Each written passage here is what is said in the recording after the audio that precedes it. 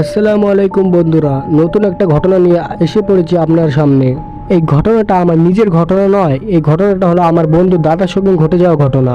তাহলে চলুন ভিডিওটা না টেনে শুরু করা যাক। আপনি যদি চ্যানেলে নতুন থাকেন তাহলে অবশ্যই বন্ধু হয়ে পাশে থাকবেন। আমি আমার বন্ধুর মতন করে এই ঘটনাটা বলি।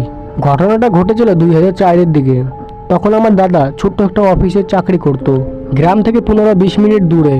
তো যে হোক, দাদা একদিন অফিসের কাজ সেরে সে বাড়ি ফিরছিল।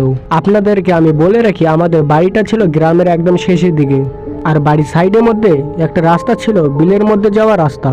তাই সন্ধ্যা হলে মানুষেরা এই রাস্তা দিয়ে খুব একটা চলাচলে থাকে না, শুধু কোনো কোনো মানুষেরা জমিনের কাজ শেষে এই রাস্তা দিয়ে বাড়ি ফেরে।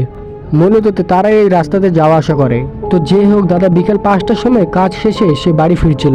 হেঁটে হেঁটে কিছু দূর আসার পরে দাদা খেয়াল করে ছোট্ট একটা সুন্দর বিড়ালের ছানা।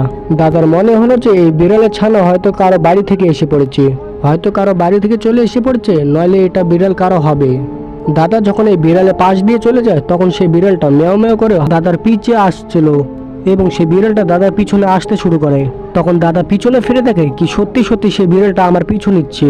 তখন দাদা মনে মনে বলে, হয়তো এই বিড়ালের ছানা রাস্তা ভুলে গিয়েছে। এই জন্য দাদা সেই বিড়ালের বাচ্চাকে কোলে নিয়ে বাড়িতে এসে পড়ে। বাড়িতে আসার পর আমার দাদার স্ত্রী মানে আমার দাদি, সে বিড়াল কুকুর কোনোই পছন্দ করতো না। বাড়িতে সেই কুকুর বিড়াল সে একদমই রাখতে চাইতো না, এবং সে বিড়াল কুকুর কিছুই পছন্দ করতো না।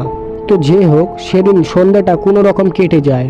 যখন দাদা দাদি 9টার দিকে খাওয়ার পানি খেয়ে তারা ঘুমিয়ে যাওয়ার জন্য প্রস্তুতি নেয়, তখন হঠাৎ করে সে বিড়ালের ছানাটা আমার দাদির হাতে কামড় মেরে দেয়। তখন আমার দাদি প্রচণ্ড রেগে যায়। তখন আমার দাদি দাদাকে বলল, এই বিড়ালটাকে বাইরে রেখে আসো। তখন আমার দাদা নিরুপায় হয়ে বিড়ালের বাচ্চাটাকে বাইরে নিয়ে আসে, এবং নিয়ে আসার পরে সেই বিড়ালের বাচ্চাকে মাটিতে ছেড়ে দেওয়া হয় এবং চলে যাওয়ার জন্য সে তাড়িয়ে দেয়। কিন্তু যখন আমার দাদা সেই বিড়ালটাকে তাড়িয়ে দিচ্ছিল, তখন সেই বিড়ালটা আমার দাদার দিকে এক দৃষ্টিতে তাকিয়েছিল। যখন আমার দাদা সেই বিড়ালটাকে তাড়িয়ে দিচ্ছিল, তখন আমার দাদা দেখছিল সেই বিড়ালটা কোন দিকে যায়। তখন আমার দাদা দেখতে পায় সেই বিড়ালটা সামনের দিকে রাস্তাতে এগিয়ে যাচ্ছিল। তারপর যখন দাদা পিছনে ফিরে ঘরে প্রবেশ করবে, তখন তার মনে একটু খটকা লাগে, বিড়ালটা কেমন যেন বড় হয়ে গিয়েছে। তখন দাদা সঙ্গে সঙ্গে পিছনে ঘুরে তাকালো, দাদা দেখতে পেল কি সত্যি বিড়ালটা কিছুটা একটু বড় হয়ে গিয়েছে।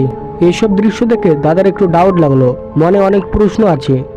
দাদা এই ভেবে দেখতে লাগলো আরো কি কি হয়। তখন দাদা দেখতে পায় একটু একটু করে বিড়াল ছানাটা আরো বড় হচ্ছে। দাদা দেখতে দেখতে একসময় দেখা যায় সে বিড়ালটা একজন মানুষের রূপ নিয়ে ফেলে। সাদা ধবধবে একটা কাপড়ে মোড়ানো একজন মানুষ, মানে সেই ধবধবে পরানো মানুষটা দাদার দিকে একবার পিছনে ফিরে তাকায়, কিন্তু দাদা তার কাপড়ে মোড়ানোর মধ্যে হাত পা চেহারা কিছুই দেখতে পায় না। তখন আশেপাশে প্রচন্ড অন্ধকার। সেই সময় রাত 9টা, মানে গ্রামের কোনো মানুষ চলাচলি থাকে না। দাদা এটা দেখে আর কিছুই বলতে পারে না। সেই লোকটা দাদার দিকে একবার পিছনে তাকিয়ে চলে গেল। তারপর দাদা নিজের ঘরে প্রবেশ করে এবং দাদিকে এসব ঘটনা বলতে লাগে। পরের দিন তারা একজন কবিরাজকে ডেকে আনে, এবং সমস্ত ঘটনা বলার পরে সে কবিরাজটা বলে, সে বিড়াল ছানাটা আসলে তাদের উপকারী লাগতো, তাকে তাড়িয়ে দেওয়া একদম আপনার ঠিক হয়নি। কেননা সে বিড়াল ছিল না, ছিল একটা জিন, আপনার অনেক উপকার করত।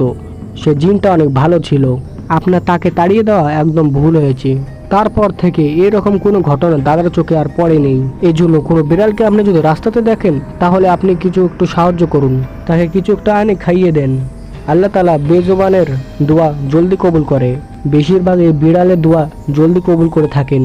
এই জন্য আমাদের মুসলমানের উচিত প্রত্যেকটা বাড়িতে একটা করে বিড়াল পোষা। বিড়াল যে বাড়িতে থাকে ওই বাড়িতে কোনো রকমের শয়তান বা কোনো খারাপ দুষ্ট জিন ঢুকতে পারে না। তো প্রিয় বন্ধুরা, এই বিড়ালের ঘটনা যদি আপনার সঙ্গে হতো তাহলে আপনি কি করতেন অবশ্যই কমেন্টে বলুন। আর যদি চ্যানেল নতুন থাকেন তাহলে বন্ধু হয়ে অবশ্যই পাশে থাকবেন। আমরা আবার মিলব নতুন কোনো ভিডিওতে। তখনকার জন্য সবাইকে আসসালামু আলাইকুম।